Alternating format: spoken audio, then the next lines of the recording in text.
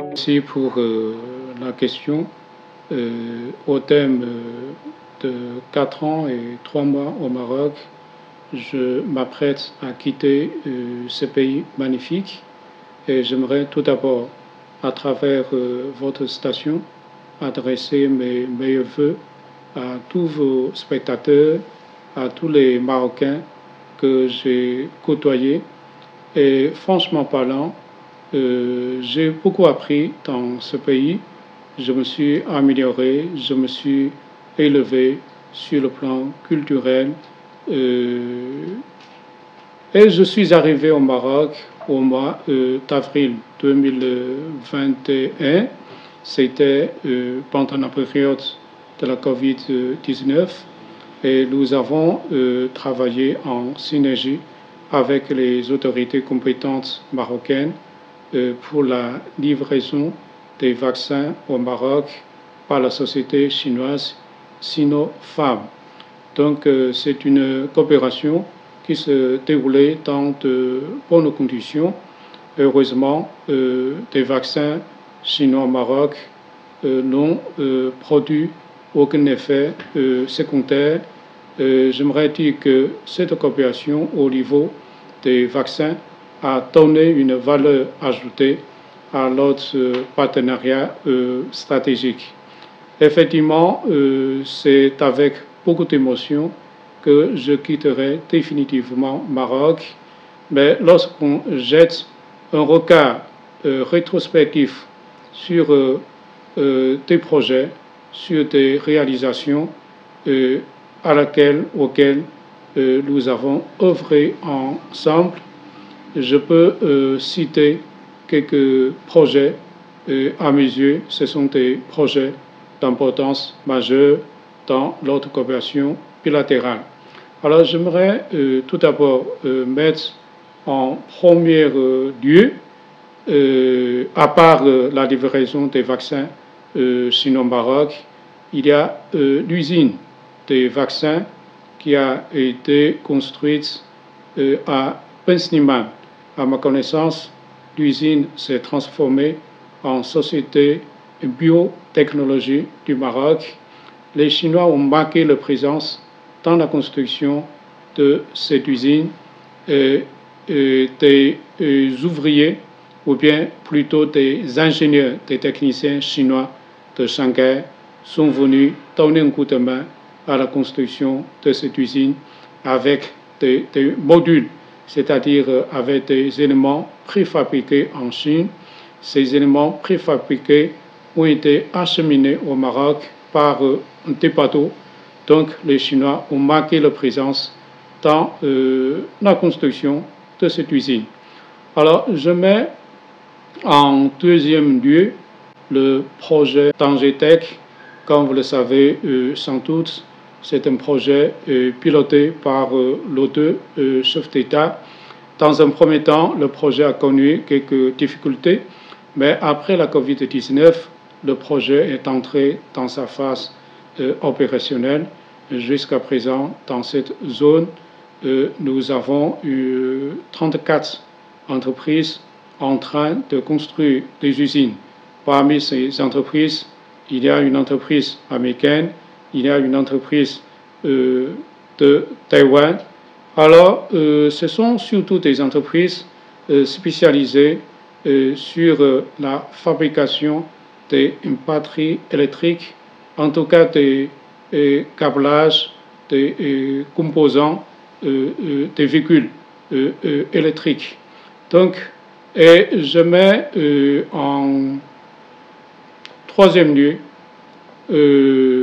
des liaisons aériennes qui se sont établies entre les villes Shanghai, Pékin, avec Casablanca. Et à partir du 19 janvier de l'année 2025, la compagnie d'aviation de Shanghai a inauguré un vol régulier entre Shanghai et Casablanca à raison de 3 vols par semaine. Mais c'est un vol reliant Casablanca, Shanghai via Marseille. Et le 20 janvier, la compagnie Royal Air Maroc RAM a relancé le vol entre Pékin et Casablanca. Et je pense qu'avec l'établissement de ces deux liaisons aériennes, les Chinois arriveront massivement au Maroc.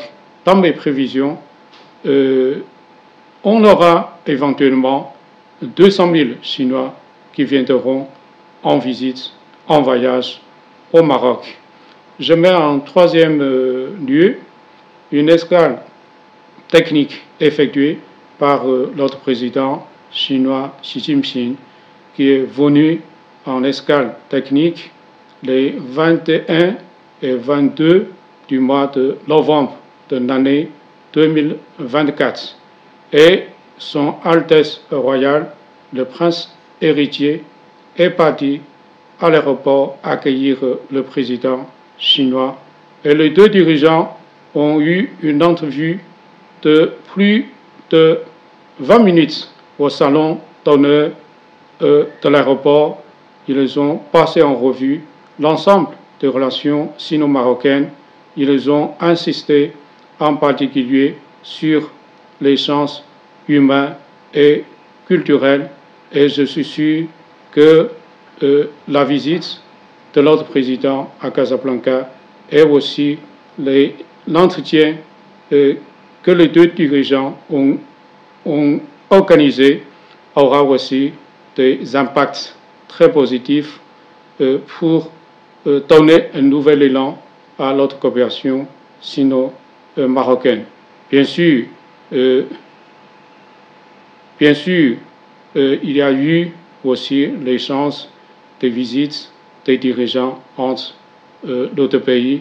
Par exemple, il y a 2 mois, est arrivé en visite M. Li Shulei, secrétaire du secrétariat du Parti communiste chinois, membre du Parti communiste, membre du bureau politique et aussi ministre de la communication du PCC. Il est venu en visite au Maroc. Il a eu des entretiens avec les 3 partis de la majorité gouvernementale. Il a été reçu chaleureusement par monsieur le chef de gouvernement. La visite a connu un franc succès. Et aussi, j'ai été invité aux plusieurs événements culturels qui ont eu lieu dans ce pays. À titre d'exemple, j'ai été invité au Festival national des arts populaires qui a eu lieu à Marrakech. En tout cas, je suis un ambassadeur heureux d'être témoin d'une dynamique ascendante observée dans nos relations bilatérales et surtout l'investissement chinois a commencé à venir au Maroc dans des secteurs stratégiques je ne veux pas énumérer tous ces secteurs stratégiques. Donc, et je suis optimiste pour l'avenir prometteur de notre coopération. Et aussi, j'aimerais insister sur une coopération accrue entre la Chine et le Maroc dans le domaine des infrastructures ferroviaires. Comme vous le savez sans doute, il y a 2 semaines ou bien 3 semaines a eu lieu à Pékin la grande conférence internationale sur le train à grande vitesse. La délégation marocaine a été représentée par monsieur le directeur général ONSF et le vice-directeur général ONSF. Et en ce qui concerne la coopération au niveau ferroviaire, alors même en 2018, pour le premier train à grande vitesse au Maroc, il y a 2 entreprises chinoises qui ont participé aux travaux de génie civil. Alors, pour l'extension du train à grande vitesse au Maroc, nous avons au total 5 entreprises qui ont remporté des contrats des travaux de génie civil. Et à ma connaissance, des travaux, plutôt l'étude préliminaire sur le tronçon Marrakech-Agadir a été confiée à un bureau d'études de Chine. Alors, les deux parties sont en discussion pour mobiliser le financement de ce projet et en tout cas, des discussions sont en cours pour se mettre d'accord sur la mobilisation du financement et aussi sur des étapes suivantes à suivre.